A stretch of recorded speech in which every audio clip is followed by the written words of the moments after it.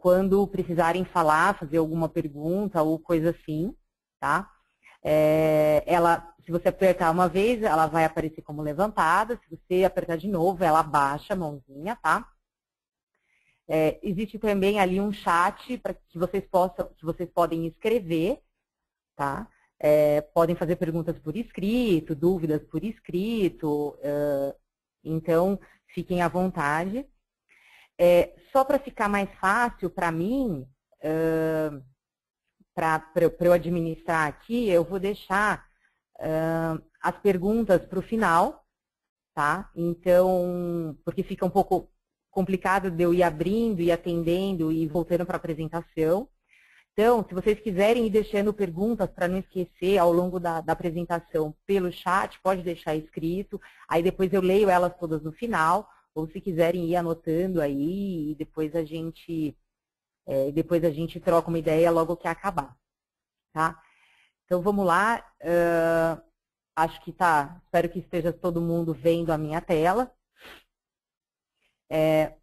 Meu nome é Juliana Leite. Para quem não me conhece, eu sou zootecnista, sou formada na USP de Pirassununga e trabalho na MCP há 5 anos. Ao longo do meu trajeto na MCP, eu já trabalhei como consultora e vim evoluindo nas minhas atividades e hoje eu ocupo um cargo de gerente técnica na MCP. Tá? Então, esse projeto Ensino Online é um projeto que nós idealizamos para transferência de informação e a gente tem, desde o ano passado, procurado trazer assuntos interessantes envolvendo o melhoramento genético, ou muitas vezes pecuária em si, e transmitir esses conhecimentos, as nossas experiências com vocês. Tá? Esse ano, essa vai ser a primeira apresentação que é de um membro da MCP. Desde março nós temos convidado pessoas de fora, né, palestrantes externos, especializados em determinados assuntos, e tem sido muito interessante para quem já teve a oportunidade de assistir. E essa, então, vai ser a primeira apresentação desse ano, que vai ser de um membro da MCP mesmo. E o meu tema, o que a gente resolveu passar para vocês? A MCP hoje é um programa de melhoramento que tem o maior número de características avaliadas na raça Nelore. Tá? Para as outras raças a gente tem algumas diferem, né? Para o Buzerá, para o Brahma e para o Tabapu, algumas características estão disponíveis, outras não, pela quantidade de dados. Mas para a raça Nelore a gente é o programa com o maior número de características avaliadas. E muitas vezes isso acaba gerando um pouco de dúvida na hora da gente interpretar essas informações e ler como é que aquilo funciona e até mesmo como que a gente vai utilizar aquela informação. Tá? Então, o objetivo da apresentação é ajudar a gente na leitura dessas DEPs, de como que ela deve ser interpretada, algo bem básico de melhoramento. Tá? Então, eu quero passar com vocês, primeiro, o melhoramento ele está em grande parte das culturas e das espécies que estão envolvidas no agronegócio. Tá? Então, a gente tem o melhoramento genético agindo de uma maneira muito interessante, vários estudos, muitos centros de pesquisa, na cana-de-açúcar, na soja, no eucalipto, no frango, tá? Que aí já vai vindo para o animal. No frango, a gente tem uma evolução muito grande do melhoramento genético, o tempo de abate, a redução do tempo de abate comparado com 30 anos atrás, e o peso desses animais, e os suínos. Então, todas essas espécies, essas culturas, elas foram melhoradas geneticamente e passam por constantes estudos de melhoramento genético, pensando no quê? Pensando em produtividade. Tá? São todas espécies que são produzidas para nos gerar dinheiro. E se elas são produzidas para nos gerar dinheiro e para mover o agronegócio brasileiro, e não só o brasileiro, ela precisa ser produtiva, ela precisa ter cada vez mais desempenho. Tá? Então, fazendo essa mesma analogia, por que que o nosso bovino teria que ser diferente? Tá?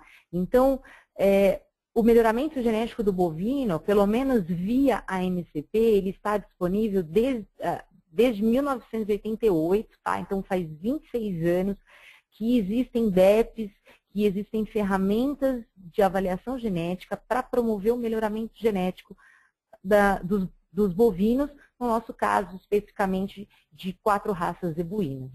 Tá? Lógico que o melhoramento genético de bovinos é mais complicado devido ao intervalo de geração dessa espécie. É muito mais demorado e a nossa resposta é muito mais lenta. Porém, se nós estamos pensando, se nós estamos produzindo bovinos para produção de carne, tá? Que aqui é o nosso objetivo, nós precisamos aumentar a sua produtividade, nós precisamos pensar em produtividade, e produtividade sem evolução genética, né, não existe. Então, nós precisamos pensar nisso. Tá? E por isso, então, que aí encaixa bem a avaliação genética e as características produtivas avaliadas. Lembrando daquela equação básica, tá, do melhoramento genético, que tudo que a gente vê e que a gente mede no animal, tudo que é palpável para nós, peso, medida de perímetro, o tipo, tudo que nós conseguimos ver ou medir, nós chamamos de fenótipo. Tá? Esse fenótipo, ele é resultado de uma equação, tá? que envolve o que esse animal tem em seus genes, que é o seu mérito genético, tá? Envolve o que o ambiente dá para esse animal, e a gente tem o GE aqui, que seria a integração, a interação desse genótipo com esse ambiente. Tá? Então, na verdade, o que a gente precisa pensar é que a avaliação genética ela veio para nos mostrar o G da equação, porque o ambiente, tá, a parte nutricional, o manejo, a sanidade, tudo isso é algo não transmissível para as futuras gerações. Tá? A única parte da equação que é transmissível é o G, tá? É o mérito genético, que é o que é transmitido do pai ou da mãe para suas progênies. Então, é esse G que a avaliação genética pega. E quando o animal, quando nasce um novo animal, metade dos seus genes vieram do pai e metade dos seus genes vieram da mãe. Então, na verdade, esse G, metade desse G, que seria metade do mérito genético, é o que a gente chama de DEP. Tá? Que é o que a gente vai conversar hoje, é como que a gente lê e para quais características nós temos. Certo? Aqui eu vou usar um exemplo básico e simples para a gente entender e interpretar essa DEP. Tá? Peguei uma característica de peso, né, de crescimento pós-desmama, que é o DP450, porque ele é o mais fácil, ele é o mais usual, tenho certeza que todos vocês que estão assistindo estão bem acostumados com a leitura dele. Tá? A gente tem que sempre lembrar que melhoramento genético é um conceito de população. Tá? A gente nunca pode analisar um indivíduo único, tá? Um indivíduo sozinho e falar, esse animal é muito bom, por que que o pai dele é mal avaliado? A gente nunca pode pensar nisso, porque o melhoramento é um conceito de população e é média de população. Tá? Então, vamos usar esse exemplo de 2 touros, que são ótimos touros, são touros que eram líderes ou são ainda líderes para essa característica de pós-desmama. Tá? Um deles apresenta uma DEP de 26 quilos, tá? Para peso pós-desmama, e o outro apresenta uma DEP de 17 quilos. Tá? A interpretação seria essa daqui, que na média, os filhos desse reprodutor, tá? Eles serão 9 quilos mais pesados ao sobreano do que os filhos desse reprodutor aqui. Tá? Então, a leitura ela é sempre uma comparação entre animais. E se no momento que você lê uma DEP isolada, por exemplo, esse animal tem 26 quilos.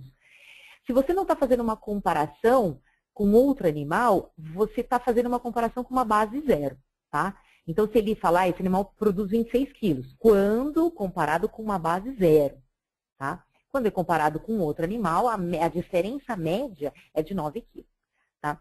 Essa ideia é simples, ela é para ficar clara na cabeça de vocês, porque ela serve para qualquer outra característica. As outras características, às vezes, são um pouquinho mais difíceis da gente interpretar, por isso que algumas a gente vai passar com mais cuidado, tá? Então, vamos lá. Eu queria começar com as características reprodutivas, tá? Por quê? Eu tenho duas citações aí de dois autores. Uma delas diz, a soma das características reprodutivas foi de 4,28 a 13,46 vezes mais importante do que as características de crescimento. E a outra citação diz, as características reprodutivas são de 4 a 6 vezes mais importante que as características de crescimento no sistema de produção. Tá? Então, basicamente, o que a gente precisa pensar? Que as características reprodutivas, elas devem nortear o nosso trabalho de seleção. Por quê? Não adianta a gente trabalhar peso, só peso de bezerro, se esses bezerros não nasceram. Simples assim. O nosso querido professor Bento de Pirassununga, ele costuma sempre dizer isso. Não existe peso num bezerro que não nasceu. Tá? Então, a gente precisa primeiro fazer com que essas fêmeas parem, tá? Sempre, todo ano, com uma frequência, e depois a gente consegue trabalhar outras características que seriam de ganho de peso, de qualidade de caça e assim por diante. Tá?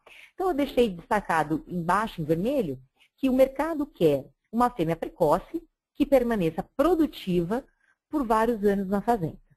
Tá? Então, a gente quer exatamente isso que a gente quer quando a gente pensa em reprodução, tá? Na fêmea. Nós vamos começar a dar uma olhadinha nas características de reprodução.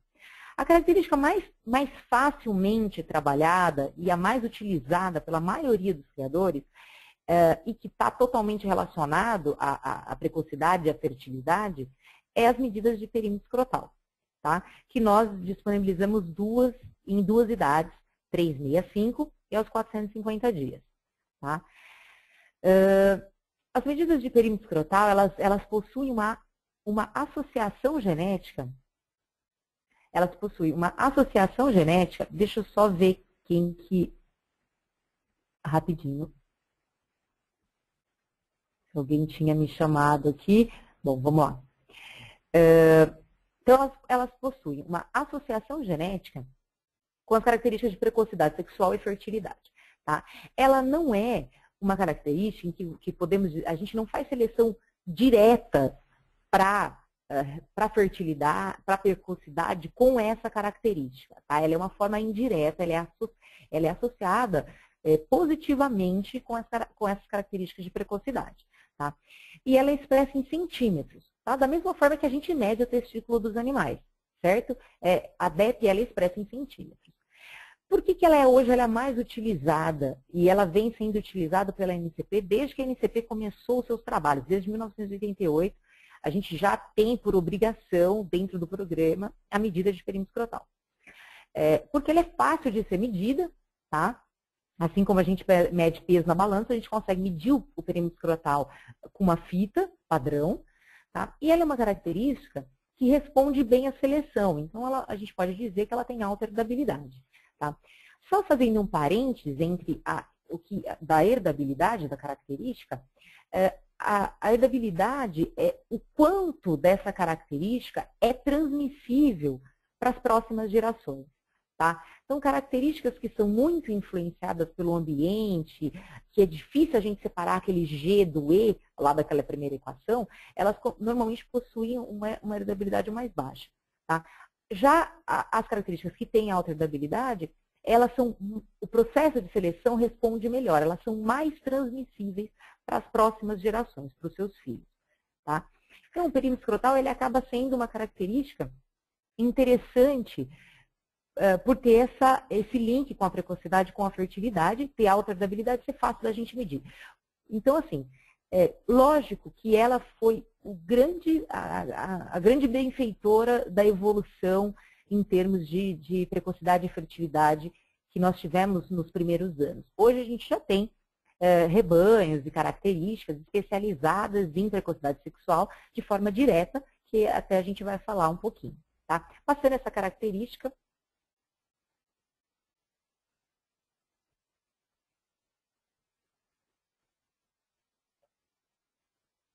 espera aí que deu, para mim deu um...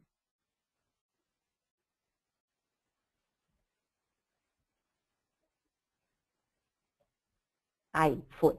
Bom, vamos lá. A outra característica que a gente tem, aí ela já indica a precocidade sexual diretamente, que seria a idade ao primeiro parto das fêmeas, tá?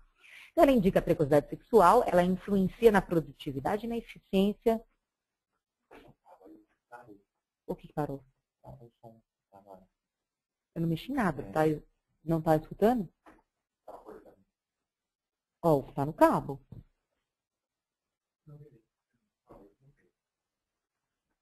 Volta lá. Gente, o Danilo me avisou aqui que estava cortando. Vamos só testar.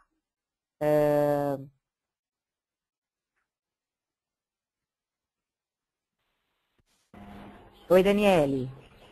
Você levantou a mão? Oi. Oi? Não, foi... O controle acionou sem querer. Ah, então não tá é bom. nada. Obrigada. Obrigada.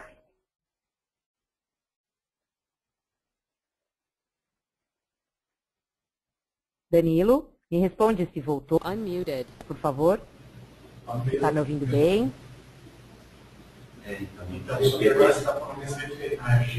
Muted. Danilo?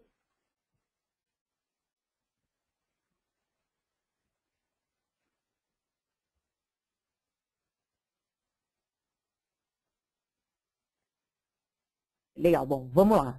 Eu vou continuar aqui. Vamos lá. Idade, então, característica de idade ao primeiro parto, tá? A interpretação é uma característica bastante influenciável pelo ambiente, porque idade ao primeiro parto não necessariamente te exige que os animais sejam desafiados, tá? Então, eu posso expor ou não minhas fêmeas, e aí eu acabo tendo uma influência do ambiente na questão de qual idade ela pariu, pela idade em que eu expus essa fêmea. Tá? Então, ela é uma característica que tem uma herdabilidade mais baixa pelo seu efeito do ambiente ser maior. Tá?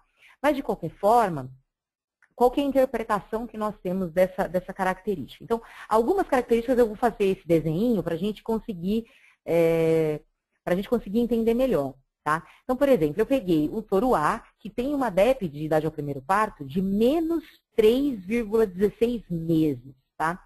Duas informações aí. Essa característica é dada em meses, tá?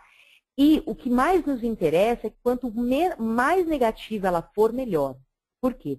Porque idade ao primeiro parto, quanto menor for a idade, melhor. Então, é uma característica que quanto mais negativa, melhor.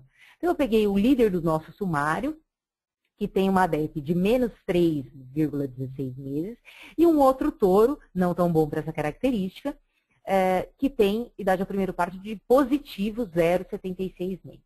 Tá? Como que é a leitura dessa característica? Na média, as filhas do touro A, elas parem quase 4 meses antes que as filhas do touro B. Tá? A leitura é essa. O que eu fiz? Na verdade, como o touro A tem uma DEP negativa e esse uma positiva, elas são somadas, e então eu tenho aqui quase completando 4 meses que as filhas do touro A, na média, vão parir antes das filhas do touro B. Tá? Essa é a interpretação de idade ao primeiro parto. Quanto mais negativo, melhor. Quando vocês olharem os gráficos também de idade ao primeiro parto, eles são sempre ao contrário, eles nunca estão crescendo, na verdade eles estão diminuindo. Esse é o objetivo principal da idade ao primeiro parto, que a gente vai diminuindo ela ao longo das gerações. Probabilidade de parto precoce, aí chegamos numa característica bastante interessante. A característica é indicadora direta de precocidade sexual. A D3P, então, ela expressa a probabilidade de um reprodutor produzir filhas que, desafiadas precocemente, foram diagnosticadas prenhes, mantiveram essa gestação e pariram um bezerro vivo até os 30 meses de idade. Então, na verdade, dentro da NCP, a gente tem um programa de precocidade sexual facultativo, então ele é opcional para as fazendas que querem fazer o desafio de novilhas. Essas novilhas devem ser expostas a touro ou a inseminação artificial até os 20 meses, para que elas possam parir antes dos 30 meses. Tá? E elas é uma característica categórica. Tá? Quando a gente contabiliza ela, na verdade é assim, as novilhas elas foram expostas, ficou prenha 1, não ficou prenha 0. Tá? É assim que a gente contabiliza. Por isso, ela é dada em porcentagem.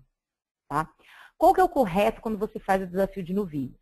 Desafiar todas as novilhas para que a gente possa ter uma amostragem correta do grupo. Tá? Eu sei que existe muitas fazendas que já tiram as piores, as mais leves, enfim, pegam ou pegam só as mais pesadas. Teoricamente, no conceito do melhoramento, não é o correto é você expor todas as novilhas da safra, né? Você dar a mesma oportunidade para todas. Tá? E a boa notícia dessa característica é que ela tem, uma estabilidade já média, já bem melhor do que as outras características de reprodução. Tá? Então, é uma característica que responde melhor porque eu estou conseguindo analisar direto na fêmea, que é expor esse animal. Tá? E o que a gente tem que pensar também que não é só descobrir, o mais importante é identificar quais os touros são precoces, ou seja, quais são os touros pais das fêmeas desafiadas que tiveram maiores porcentagens de fêmeas precoces.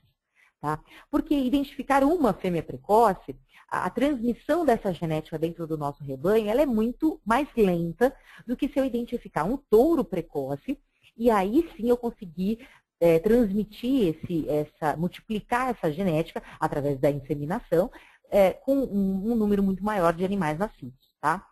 Então, não é só a gente vai fazer a identificação na fêmea, mas a gente vai buscar tentar uma relação com os touros que são precoces para poder transmitir isso para as próximas gerações. Então, um exercício rápido. A D3P, vamos supor que eu tenho um touro A com uma DEP de 3P de 70%. E um touro B com uma DEP de 3P de 40%. Tá? Eu coloquei embaixo para vocês verem o top, para vocês não se confundirem. Tá? É uma característica que a unidade de medida é porcentagem. E ela não tem absolutamente nada a ver com a porcentagem do top. Tá? Então, um touro top, um touro DEP 3P 70%, ele seria um top 0,1%. E um touro com 40% de 3P, ele seria um top 100%. Tá? Só para vocês não confundirem essas duas coisas. A interpretação dessa característica é o seguinte, o touro A, ele tem 30% de chances a mais que suas filhas emprenhem precocemente do que as filhas do touro B.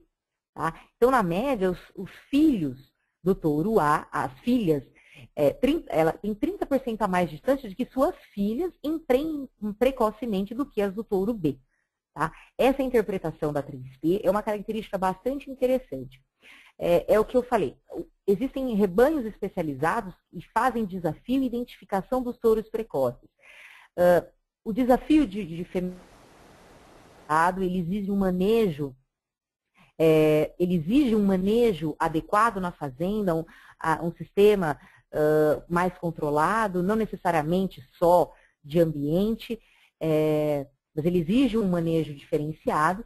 Então, a fazenda ela pode não optar por fazer o desafio ou emprenhar suas fêmeas mais cedo, mas ela pode observar e escolher reprodutores que tragam essa genética para dentro do seu rebanho. Tá? Aí eu quero dar um exemplo para vocês. Tá? Essa foi uma análise que nós fizemos dentro da nossa base, é uma análise feita em 2012, então os números estão um pouquinho, a quantidade de animais desafiados está um pouquinho menor do que é hoje, mas o Luiz Fernando, nosso consultor que fez essa análise, tá? Aqui o que a gente consegue mostrar? Dentro do nosso programa, em 2012, a gente tinha, no total, 19 mil fêmeas tá, que participaram de desafios precoces de diferentes fazendas. Dessas, 14.811 eram fêmeas normais, que não emprenharam precocemente, e 4.300 aproximadamente ficaram prenhes precocemente, pariram antes dos 30. Tá? Aqui tem o número de bezerros totais dessas fêmeas. Tá? E aqui, o que eu quero que vocês observem nessa informação é as duas características que nós falamos em indicadores de precocidade. A DEP de IPP média dessas matrizes normais, que nós chamamos, foi de menos 0,36. E a média das fêmeas, das precoces, foi de menos 0,84, uma diferença de menos 0,48. Fazendo a conta, esse menos 0,48 daria mais ou menos 14 dias de diferença. Tá? Então, 14 dias já é algo bastante considerável. Tá? E na DEP3P também, eu tenho uma diferença, aqui as normais tiveram uma DEP média de 47,74 e as precoces de 54,54. Então, eles tiveram uma diferença de quase 7% de probabilidade de precoce em relação às normais. Tá? As precoces em relação às normais. Então, a DEP, ela responde e ela traduz exatamente essa informação que nós estamos obtendo na prática. Tá? E aqui não vem ao caso, mas só para vocês observarem, esse é o peso de desmama médio, ajustado para 210 dias, dos filhos, tanto das normais quanto das precoces. Tá?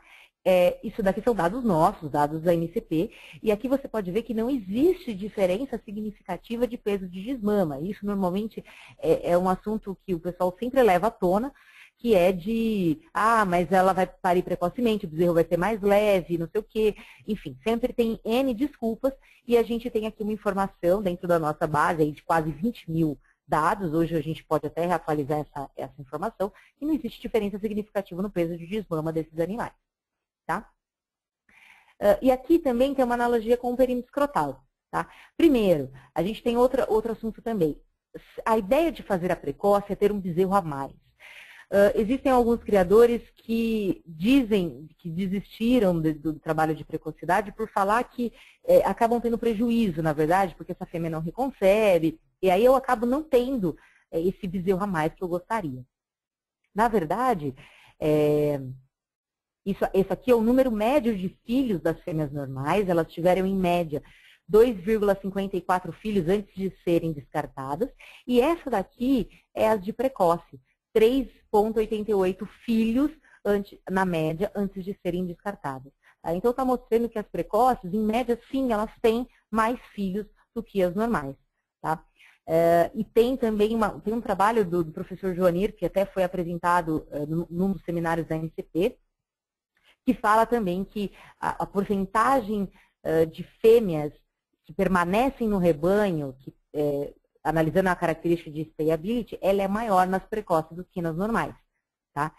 Então, nós podemos sim dizer que as fêmeas identificadas precocemente, elas passam isso e elas conseguem ter um número de filhos maior e ter um desempenho interessante. E aqui só uma comparação com o perímetro escrotal, que foi aquela característica que eu falei no começo, que ela é indiretamente relacionada com a precocidade sexual. Então, as fêmeas precoces, elas tiveram a média de DEP de perímetro escrotal de 0,27 e as normais de 0,12. Tá? Então, você vê uma diferença em DEP de perímetro muito significativa, muito superior nas precoces do que das normais. Exatamente o que a gente espera, por ser uma característica muito correlacionada. Então, eu vou deixar essa observação, que a seleção para precocidade sexual, ela não é importante apenas para quem faz o desafio de precoce.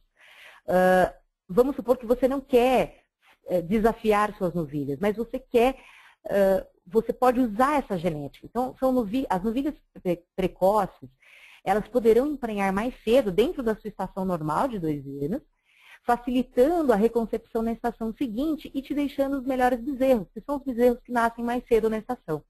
Tá? Então, inserir o gene da precocidade dentro do seu rebanho, vamos dizer que você não queira desafiar suas novilhas, mas busque touros que tenham essa característica intrínseca para que você possa usufruir desses genes, tendo novilhas emprenhando, quanto mais cedo melhor dentro da sua estação, para ela reconceber e para ela te deixar os melhores bezerros da safra. tá? E aí a gente vai partir para uma outra característica reprodutiva, só que é uma reprodutiva com produção, tá? É uma característica misturada, muito interessante, que pouca gente observa, tá? Que é a produtividade acumulada, que indica a produtividade da vaca em quilos de bezerro desmamado por vaca por ano, tá? Essa é a unidade de medida da característica, são quilos por vaca por ano, tá? Ela reflete a capacidade da fêmea iniciar sua produção de bezerros a uma menor idade, de permanecer, então, ser precoce, então começar a produzir mais cedo, permanecer no rebanho e ter a capacidade de desmamar bezerros pesados. Então, é exatamente o que a gente quer de uma fêmea. Quer que ela pare cedo, permaneça no rebanho, pelo menos para se pagar, e desmame bezerros pesados. Exatamente o que a gente quer. Então, a produtividade acumulada acaba sendo uma característica muito interessante. Vamos interpretar ela. Um touro A com uma PAC de 15 quilos vaca ano e um touro B com uma PAC de 2 quilos vaca ano. Tá? Qual é a interpretação dessa DEP? Na média, as filhas do touro A, elas desmamarão 13 quilos a mais de bezerro por ano do que as filhas do touro B. Continha rápida, bezerro está valendo uma fortuna esse ano. Tá? Vamos supor que eu estou vendendo a R$5 o quilo, que está fácil de bater e está batendo isso por aí muito, muito tranquilamente. 13 quilos a mais vezes 5 quilos, quer dizer, vezes R$5, eu tenho R$65 a mais por bezerro. Se eu extrapolar isso para uma quantidade de bezerros, então, e a um custo quê? A um custo de uma fertilidade, de uma seleção muito bem feita para a reprodução das minhas fêmeas. Tá? Então, observem mais produtividade acumulada, principalmente nos touros que vocês vão trazer para dentro do seu rebanho. Stayability. Característica interessante também, tá? E que vem tomando uma proporção muito grande recentemente por ter aparecido nos índices bioeconômicos como uma característica de maior impacto econômico dentro do processo de seleção. Tá? Então, a stayability, ou probabilidade de permanência no rebanho, ela expressa a capacidade da fêmea em permanecer até os 76 meses de idade no rebanho, parindo pelo menos 3 vezes. Então, é uma fêmea que fica até 76 meses dentro da fazenda parindo 3 bezerros nesse período. Tá? Ela também é uma característica categórica, igual a gente estava falando da 3P. Tá? Então, a vaca ficou até os 76 meses e teve 3 crias, 1 para ela. A fêmea foi descartada antes dos 76 ou não teve essas 3 crias, 0 para ela. Ela também é dada em porcentagem. Tá? Então, a leitura é muito parecida da 3P. Por que a gente fala em 76 meses? Tem estudos publicados que mostram que uma fêmea, 76 meses vai dar 6 anos e uns quebradinhos. Tá? Vamos arredondar 6 anos. A fêmea que fica até 6 anos e te deixa 3 crias no rebanho, ela já pagou os custos fixos de permanência dela. A partir daí, o que eu tenho é lucro com aquela fêmea. Tá? Então, por isso que a stayability ela começou a ser uma característica muito importante dentro dos índices bioeconômicos. Tá? Então, qual que é a interpretação, a leitura da stayability?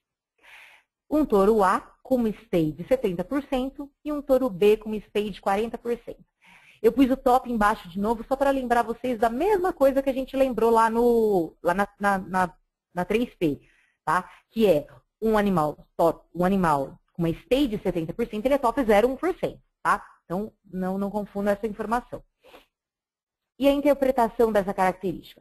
O touro A, ele tem 30% de chances a mais que suas filhas permaneçam no rebanho até os 6 anos, desmamando 3 crias, do que o touro B.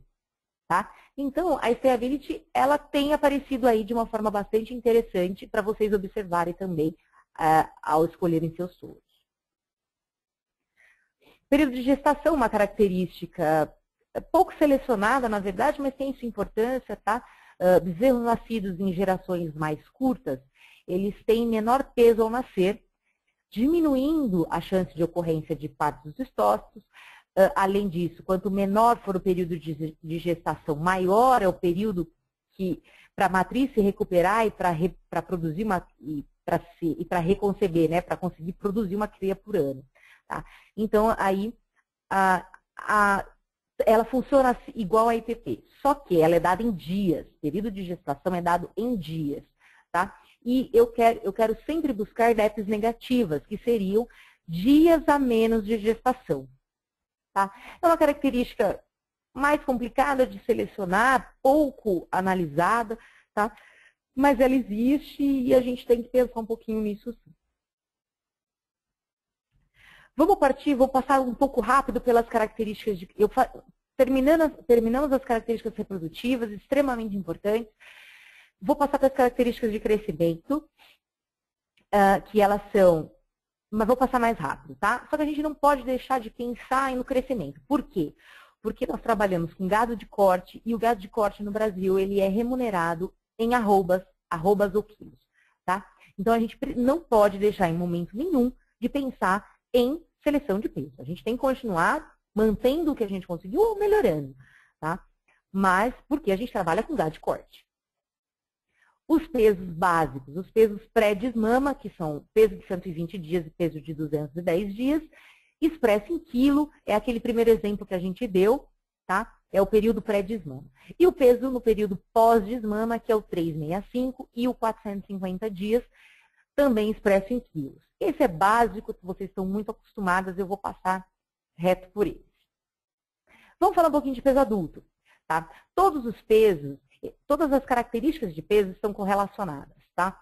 Então, a partir do momento que eu faço seleção para qualquer peso, peso de desmame, peso adulto, peso de sobreano, peso adulto, o peso adulto vem junto, tá? Então, os pesos, eles são correlacionados e a gente precisa pensar, porque, na verdade, eu quero um animal pesado para ir para o gancho, mas eu não quero uma matriz muito pesada e muito exigente dentro do meu rebanho, tá? Então, o peso adulto, ele é definido pelo primeiro peso obtido entre os 4 e os 12 anos de idade, tá? Ele está relacionado com os custos de manutenção e com a velocidade de crescimento do animal. Tá? Então, na verdade, o que eu quero é ter uma vaca produtiva que pese o básico, aí uma média, 450, 500 quilos, e que me produza bezerros pesados. Eu não quero vaca de 600, 700, 800, 900 quilos. Por quê? Porque ela não desmama, nem chega nem perto da metade do que ela pesa. Então, é uma vaca que me custa muito mais. Tá? Então, a gente precisa pensar. Só que como que essa característica ela é apresentada para os criadores, né? Eu tenho que adequar. Na verdade, assim, o top 01 para essa característica é uma DEP negativo de peso adulto, tá? Então, por exemplo, a partir do menos 11,50 acima, é tudo top 01. Só que e o top 100 seriam as características mais pesadas. Então, dos 73 e 30 quilos aí de peso, é o top 100%, tá? E o top 50, que seria a média, eu tenho em torno aí de 15 quilos positivos. O que eu preciso analisar e conhecer bem é o meu rebanho. Tá? Se eu tiver um rebanho de fêmeas, de matrizes muito pesado, eu tenho que buscar o 0,1%. Tá? Se eu tiver um rebanho já estabilizado na sua média de 450, 500 quilos, eu vou sempre trabalhar com a média, tá? Com o top 50, ou até mais perto do top 40, 30, que eu vou ter ali próximo a 0, tá? Eu não quero mexer nessa característica, tá? Eu quero manter. E se eu tenho um rebanho muito leve, tá? Com fêmeas muito ruins, muito leves, que não estão contribuindo, aí eu vou trabalhar o top 100, tá? Então, muito cuidado na hora de interpretar o peso adulto. Tá? Ele é inverso, a gente tem que analisá-lo de acordo com a nossa necessidade. E o mesmo raciocínio vale para peso a nascer, tá? É o mesmo raciocínio que vocês têm que fazer. Vamos para uma característica, que é uma característica de peso, né? Mas que a gente trata ela separadamente, que é a habilidade maternal. Tá? Na fase pré-desmama, nós temos o efeito, no bezerro nós temos o efeito direto, então é o que ele pode ganhar de peso, e nós temos o efeito materno, que avalia o ganho de peso via produção de leite da mãe, tá? Via habilidade materna, certo? Então, na verdade, essa é uma característica muito discutida, muito complicada, mas a NCP, ela continua batendo em cima dessa característica. Qual que é a interpretação delas? Na verdade, a habilidade materna, a gente demora muito tempo para provar ela nos machos, nos reprodutores. Por isso que a gente tem algumas mudanças que, às vezes, acabam nos surpreendendo. A gente começa a usar um touro jovem e daqui uns 4 anos esse touro despenca para a habilidade materna. Por quê? Porque essa característica ela é avaliada nos netos do reprodutor. Então, vamos supor aqui nessa linha do tempo, que esse ano eu escolhi um tourinho jovem de 2 anos e eu vou inseminar várias fêmeas com esse tourinho. Esse tourinho vai, em 2017, suas filhas vão emprenhar, tá? Então, em 2017, suas filhas vão emprenhar. E só em 2019, 5 anos depois, é que as filhas desse tourinho vão desmamar os seus bezerros e aí vão conseguir ter avaliação de habilidade materna. Tá? Então, hoje, eu demoro, do dia que eu uso esse tourinho, eu demoro 5 anos, vamos pensar na melhor das hipóteses, um tourinho de teste de progênio. Eu demoro 5 anos para provar a característica de habilidade materna desse reprodutor. Tá? Por isso que nesse meio tempo a gente acaba usando por outras características interessantes e às vezes a gente tem surpresas mais para frente. Porém, é uma característica que deve sim ser observada, porque ela está diretamente relacionada a quilos de bezerro desmamado e quanto melhor desmamado esses bezerros, está totalmente ligado ao seu desempenho futuro para os pesos de pós-desmama. Tá? Então, a gente tem que pensar nisso sim, nossas fêmeas precisam dar leite. Tá? E isso também deve ser observada a campo. Tá? Uma boa fazenda com bons funcionários, observam bezerros fracos e bezerros mais bem criados. Então, a gente tem um estudo também que foi feito pelo Luiz Fernando até para mostrar que funciona a DEP materna. Tá? Nós pegamos aí 1.384 matrizes, tá? Que já tinham um número de filhos consideráveis dentro da nossa base. Separamos elas em três grupos. As fêmeas que entre 0,1% e 5% para habilidade materna, as entre 50% e 70% e as entre 80% e 100% para habilidade materna, tá? Top. Pegamos os seus filhos, que aí dá quase 9.000 filhos analisados, certo? E essa aqui é a média fenotípica ajustada para peso aos 120 dias, certo? Que é o peso é o peso mais interessante, que é quando o bezerro depende totalmente da mãe. Tá? Na média, os filhos desse grupo melhor avaliado aqui para MP120, para habilidade materna, foi 21,7 quilos superior ao pior grupo, das fêmeas 80% a 100% para maternal. Tá? Então, eu tenho 21 quilos aí só pela produção, 21 quilos de diferença só pela produção de leite das fêmeas. E isso aqui é o desvio de grupo desses mesmos animais, tá? Então, na média, que é o desvio de grupo desses filhos, eles têm 17 quilos de diferença. Opa, desculpa, eu passei aqui sem querer. Tá? Eles têm 17 quilos de diferença. Então, mostra que realmente as fêmeas melhores avaliadas para habilidade materna, elas produzem bezerros mais pesados. Então, a gente tem que acreditar nessa característica e utilizá-la sim, tá? E saber que existem animais jovens, têm possibilidade de mudança. Aqui eu não vou passar porque, né, rápido, mas se repete, são as mesmas filhas analisando seus netos. Se repete a mesma condição, tá? E aí o que a gente apresenta também é a habilidade materno total, tá? Que tem alguns programas até que preferem utilizar essa. O materno total, na verdade, o que ele é? Ele é metade da DEP direta do animal, somada com o materno todo da DEP materna, tá? Então, é metade da direta com a materna. E ela expressa a habilidade de crescimento dos filhos e a produção de leite. O nosso pesquisador, o Gustavo, ele costuma dizer que essa característica, ela expressa melhor o que a gente está vendo no bezerro. tá? O fenótipo. Quando você olha aquele bezerro, a DEP maternal, ela expressa melhor o fenótipo, porque eu tenho parte do que ele pode ganhar de peso e tenho parte do que a mãe passa de peso para ele, tá? Então, é uma característica interessante. Porém, animais com DEPs de peso muito alto, direto, muito alto, ela acaba mascarando a materna. Então, tomem cuidado ao utilizar essa característica pensando só no materno, tá? Vamos para as características de carcaça, tá? Extremamente importantes. Peso importante mas hoje a gente tem que... Hoje o mercado está mudando, o mercado está acordando e a gente precisa trabalhar composição de carcaça, composição desse peso, tá?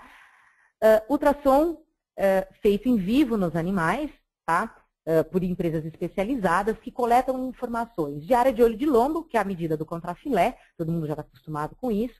A gente até, a nossa palestra anterior com o Fabiano Araújo foi sobre carcaça. Então, a área de olho de lombo, ela é expressa em centímetros quadrados. Tá? Então, o que ela me diz? Quanto maior a área do contrafilé, maior rendimento eu tenho naquela carcaça. Tá ligado? Então, maior contrafilé eu tenho maior rendimento de todos os pesos, de toda a carcaça, de todos os cortes, tá? Essas informações que estão aqui foram passadas na palestra pelo Fabiano, eu vou repetir elas aqui para vocês, tá? O Fabiano fez uma análise no banco de dados que ele tem. Hoje a MCP, na verdade, é o programa de melhoramento com a maior quantidade de medidas de ultrassom no Zebu.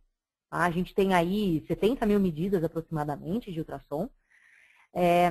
Então, o Fabiano analisou e mostrou para a gente que a cada 1 centímetro quadrado de DEP que a gente melhora no nosso rebanho, ele tem correlação direta, fenotípica, de 4,95 centímetros quadrados. Tá? E a cada 10 centímetros quadrados fenotípicos de área de olho de lombo, eu tenho 1% a mais no rendimento. Tá? Essa é a continha que o Fabiano passou para a gente. Então, se a gente conseguir aumentar 2 centímetros quadrados de DEP no rebanho, eu vou estar aumentando 1% do meu rendimento. E 1% do meu rendimento faz uma diferença danada. Tá? Acabamento de carcaça. Vamos partir para a próxima. O acabamento de carcaça está relacionado com a precocidade no acabamento da carcaça, então na espessura de gordura, naquela cobertura de gordura da carcaça, e com precocidade sexual. Tá?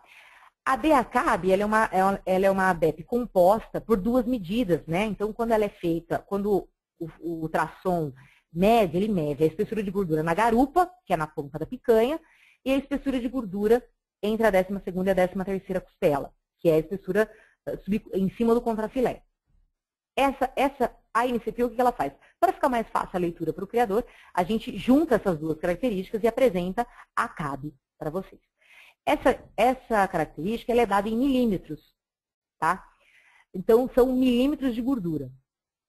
E o Fabiano, e a gente sabe da importância da gente ter uma carcaça bem coberta, para qualidade de carne, para não escurecer, para não endurecer e tudo mais.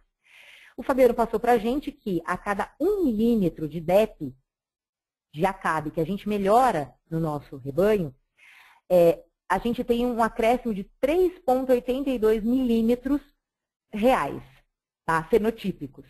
Tá? E aumentar 3 milímetros aí numa carcaça já é quase que o que a gente precisa para mandar esse boi para o frigorífico. Tá? Então, é uma característica bastante interessante. Sem pensar agora só no frigorífico, no animal que nós vamos abater, vamos pensar nessa característica para a gente utilizá-la de outra forma, nas fêmeas. Tá? A ACAB está totalmente relacionada com precocidade sexual. Esse é um dado do Rancho da Matinha, tá? Que já faz um trabalho de precocidade e de ultrassom já há muito tempo. E olha que interessante, isso aqui são dados fenotípicos. Tá? As fêmeas gestantes, elas tinham em média 4,6 milímetros de gordura na carcaça, tá? E as vazias tinham 3,4. E na ponta da picanha, as gestantes tinham em média 6,1 milímetros e as vazias 5. Tá? Então, existe essa correlação positiva. Então, às vezes você pensa, vou fazer ultrassom Para que eu vou fazer ultrassom? Para selecionar para CAB é uma forma indireta também de selecionar para a precocidade sexual das minhas fêmeas. Tá? Então, é uma característica relacionada interessante. Vamos passar? Marmoreio é uma característica nova, tá? É uma característica que saiu ano passado, que a gente ainda não tem uma quantidade de dados suficientes, porque ela é uma característica difícil de medir.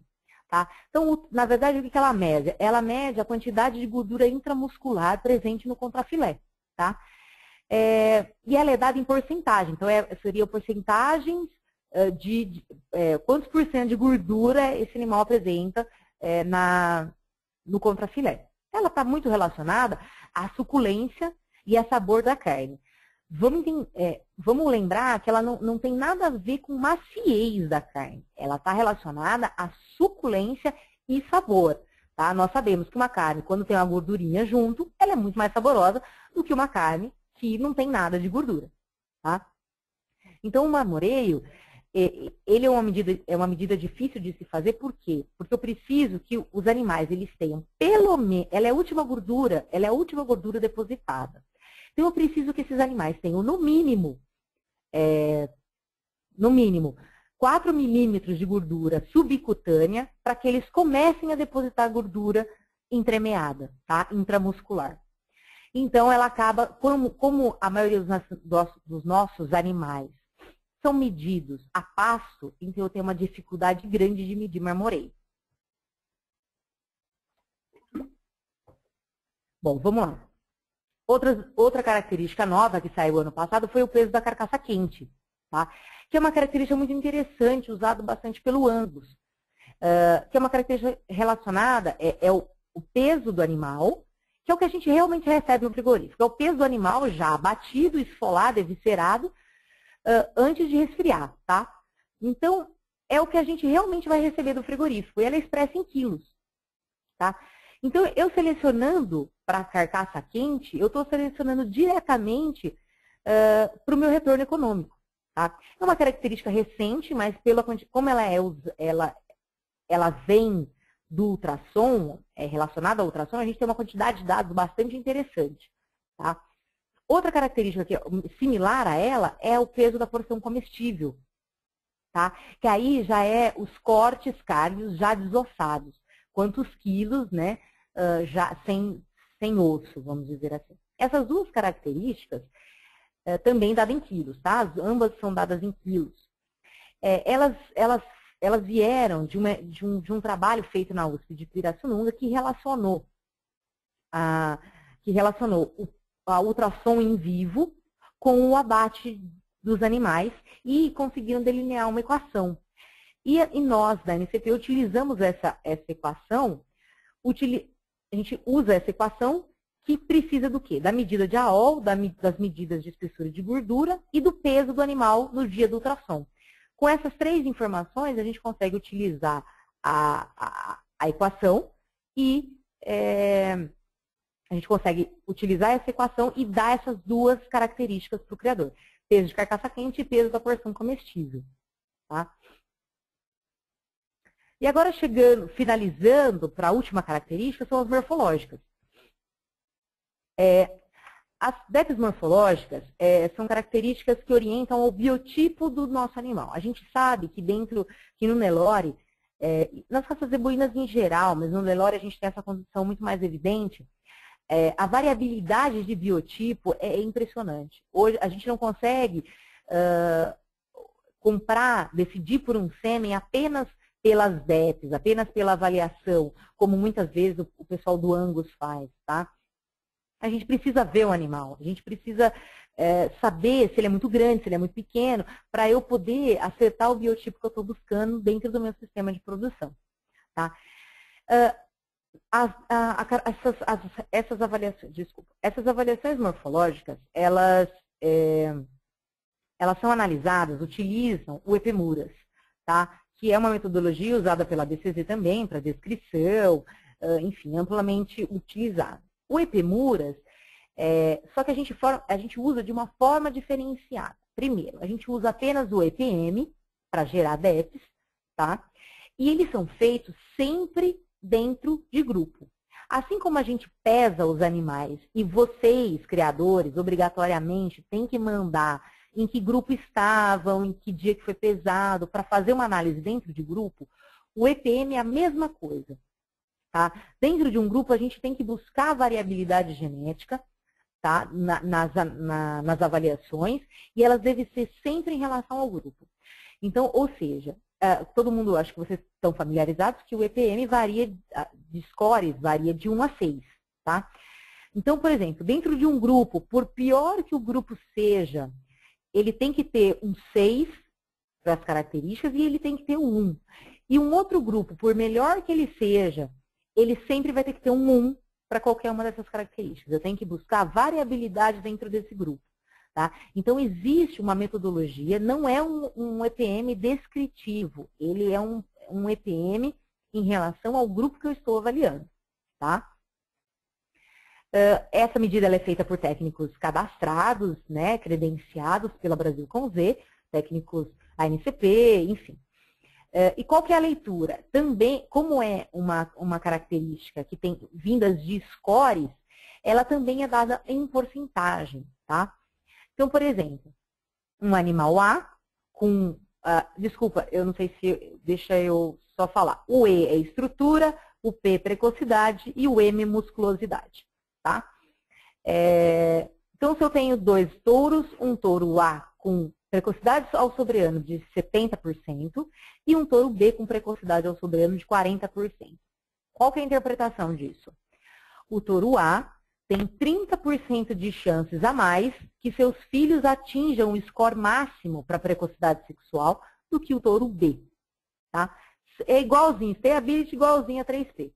Tá? É uma probabilidade, só que aqui no caso é de atingir o score máximo, que seria o 6, para a característica de precocidade ao sobreano. Vamos só desmembrar ela. A gente avalia tanto no desmame quanto no sobreano. Tá? A estrutura corporal é o tamanho do animal. Tá? É o frame desse animal.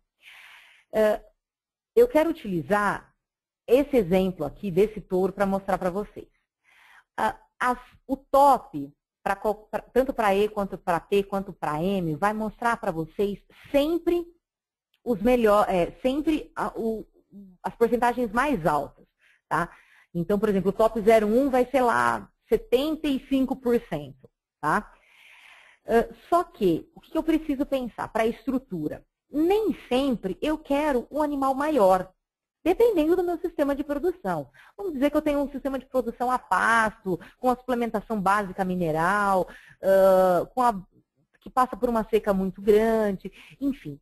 Então, eu não quero animais de estrutura muito grande por serem muito exigentes normalmente. Então, olhem que agora, precocidade, um animal que tem uma costela mais baixa e um animal musculoso, isso eu quero sempre. Sempre porque o meu objetivo é o quê? Carne, tá? Então, olha esse animal que interessante. É um animal mediano, um top 14% para estrutura, só que ele é top 1 e top 3 para precocidade e musculosidade. Então, talvez esse seja o animal que mais me interesse. Tá? É um animal que não cresce, não tem uma estrutura 6, ele vai ter uma estrutura 5, 4, que é um tamanho mediano, mas para precocidade e para musculosidade ele é o top. Então, é exatamente o que eu preciso. Então, você tem que saber interpretar a característica de estrutura conforme a sua necessidade. Tá? Assim como a gente tinha falado do peso adulto. Tá? Porém, para precocidade, que aí seria a relação entre profundidade de costelas e altura de membros, tá? Que mostra para a gente um biotipo mais precoce, esse sim eu quero sempre a nota 6. Tá? Sempre. O animal ele pode até ser grande, ele pode até ser 6 de estrutura, mas eu quero um animal com muita costela, sempre. Tá? E a musculosidade também, independente do tamanho e do tanto de costelas que o meu animal tem, eu tenho que ter um animal com evidências de massas musculares, porque está ligado ao rendimento de carcaça. Tá? Então, analisem bem essas características. E chegando ao fim aí da nossa apresentação, até estou passando um pouco do meu tempo, mas é que a quantidade de informações é bastante. Tá?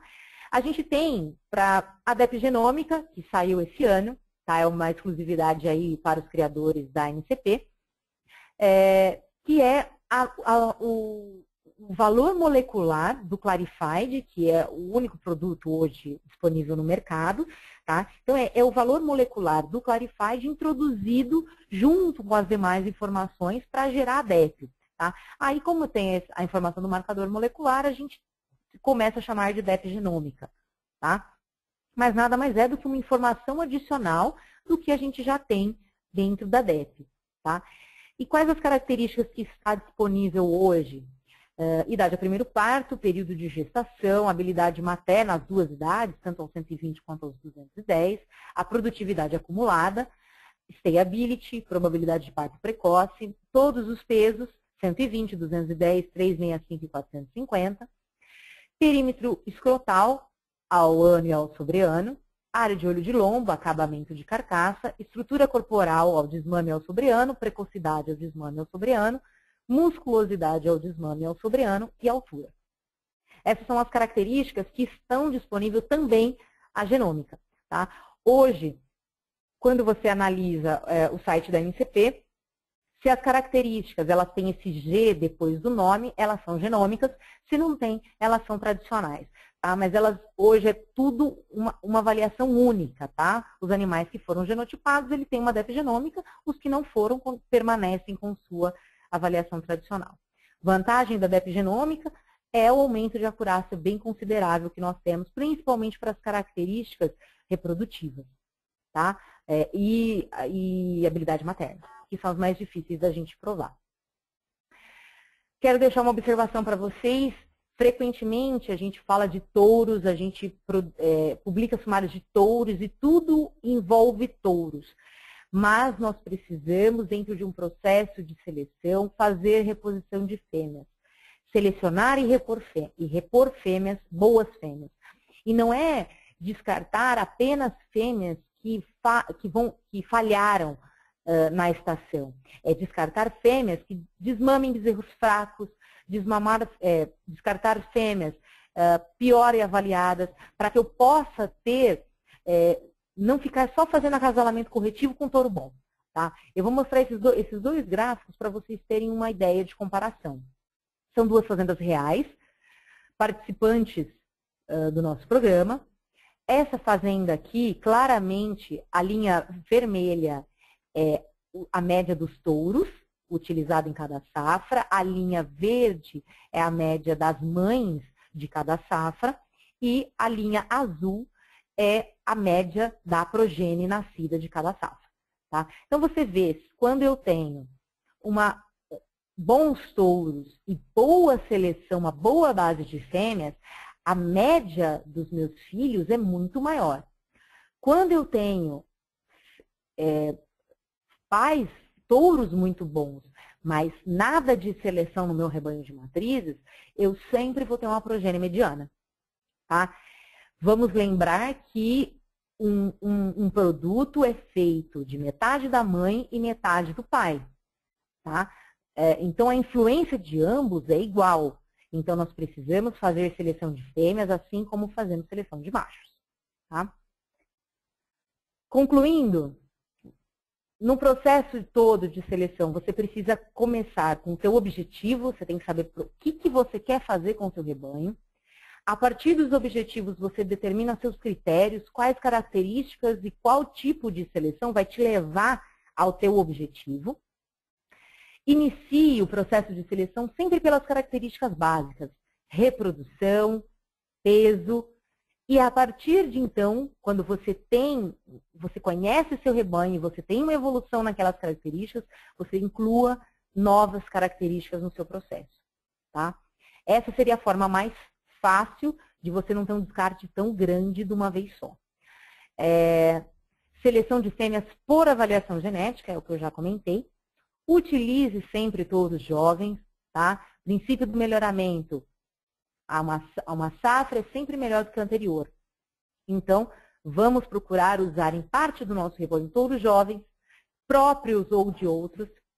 Direcione seus acasalamentos de forma otimizada, tá? Os acasalamentos corretivos, eles ajudam, mas os otimizados te garantem um progresso muito maior. E quando você for escolher seus animais, priorize a primeira avaliação genética e depois enquadre dentro do fenótipo buscado. Tá? As avaliações genéticas, elas devem ser o norte do seu processo de seleção, certo? Depois de tudo isso, foca no melhoramento genético, tá? Só para a gente descontrair um pouco. E dessa forma eu já queria agradecer a todos vocês que me escutaram até agora, pedir desculpa por ter passado um pouco do meu tempo. Agradecer aos nossos patrocinadores, são esses que vocês estão vendo aí, que são nossos parceiros desse ano. Já deixo para vocês o convite para os próximos, fiquem ligados no nosso site, o convite para os próximos, as próximas palestras. E eu vou abrir aqui, vou me colocar à disposição de vocês agora para perguntas, tá? Muito obrigada.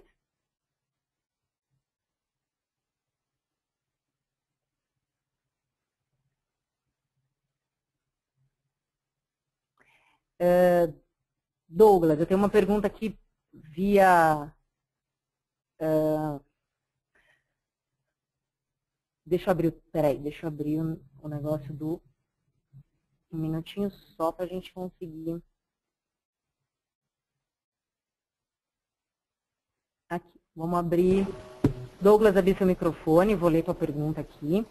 Seria como é feito esse cálculo para estimar 1 milímetro de DEP corresponde a 3,8 milímetros. Qual é a porcentagem de animais avaliados com DEPs por caracteres de ultrassom que você possui hoje no programa? Tá.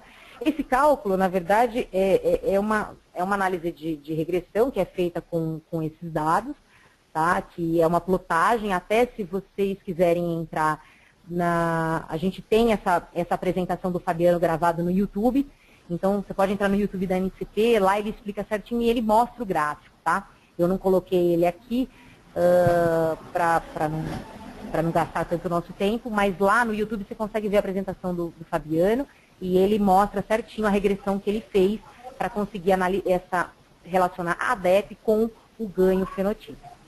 Tá?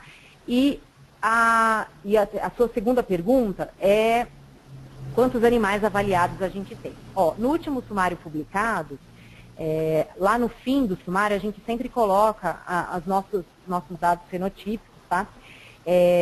Então, o número de observações hoje para a área de olho de lombo e acabamento, elas giram em torno de 63.600 medidas, tá? Para o Nelore, para a raça Nelore, que é a que tem mais. No sumário novo, já está bem perto de 70 mil, o sumário novo que vai sair de agosto, né? Que a gente já está trabalhando nele, ela está muito perto de 70 mil dados, que, perto do que os Estados Unidos faz, é uma mixaria, vamos dizer. Uhum. Mas para uma condição brasileira, é o nosso maior banco hoje. Tá? Douglas, você quer mais alguma dúvida? Tá bom? Não, tá ótimo. Muito obrigado e parabéns pela palestra. Obrigadão, Douglas. Vou fechar aqui, vamos abrir a Luciene. Boa tarde, Juliana. Parabéns pela apresentação. Obrigada. Vou acompanhar os próximos temas. Abraço, Luciene. Obrigada, Luciene. Eu vou colocar essa apresentação depois no nosso SlideShare. E o Danilo também, se tudo deu certo com a nossa gravação, no YouTube também, para aí quem tiver dúvidas. Obrigada, Luciene.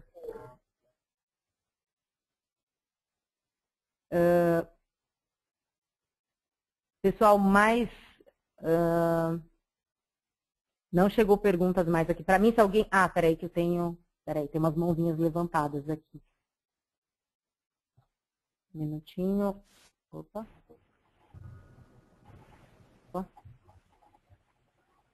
Daniele Matarim, tá me ouvindo? Tô sim. Sua mãozinha tá levantada, você quer fazer alguma pergunta? Não. O botãozinho tá apertando sozinho, me desculpa. Então tá bom. Beleza, obrigada. Deixa eu tirar sua mãozinha aqui.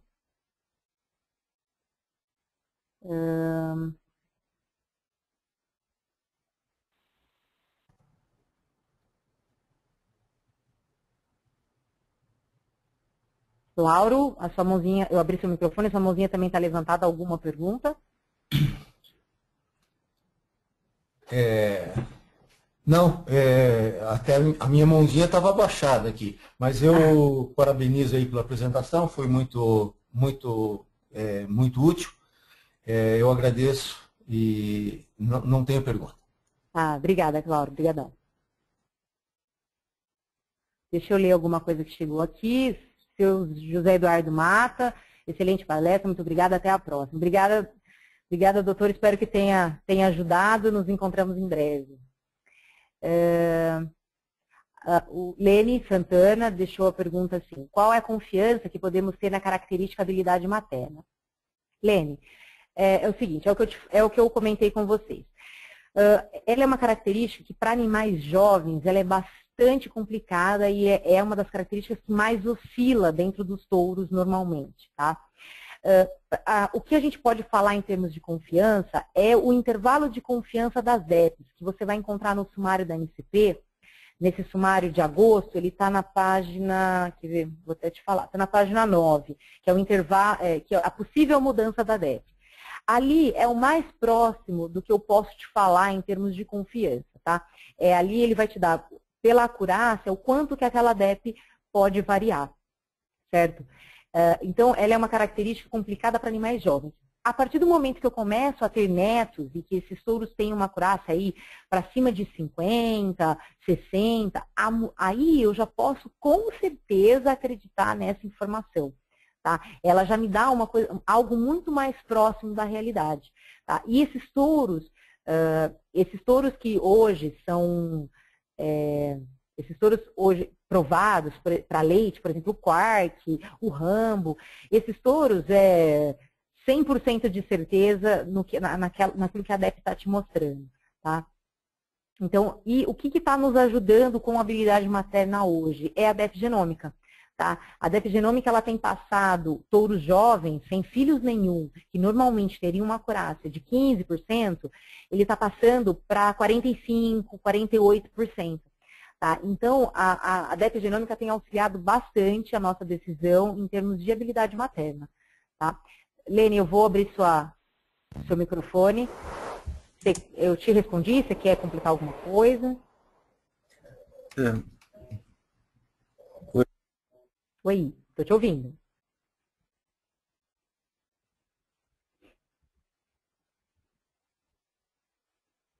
Bom, está aqui no mundo. Enfim. Vamos ver. Gente, alguém mais tem alguma pergunta? Quer que eu abra o microfone? Quer escrever aqui no chat? Fiquem à vontade, eu vou ficar à disposição mais alguns minutinhos. De qualquer forma, eu já vou agradecendo a participação de todos vocês, a paciência por terem ficado aí até agora conosco. Tá? Acompanhe os próximos ensinos online. E qualquer coisa eu estou à disposição, vocês encontram meu e-mail no site da NCP. E no site da NCP, quase todas as informações que eu passei para vocês hoje, também está disponível no site da NCP. Tá? Então fiquem à vontade.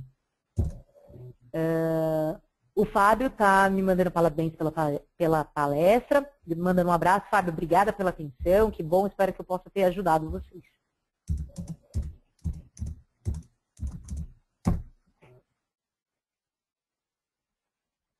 Thaís também está me dando parabéns, foi muito esclarecedor, obrigada Thaís, obrigada Lene.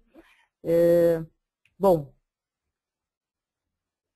eu acho que a gente pode então ir encerrando por aqui, tá? Eu fico à disposição de vocês, por e-mail, pelo telefone da NCP, tá? E espero encontrar vocês nas próximas palestras, tá? Muito obrigada, um abraço a todos, um bom final de semana.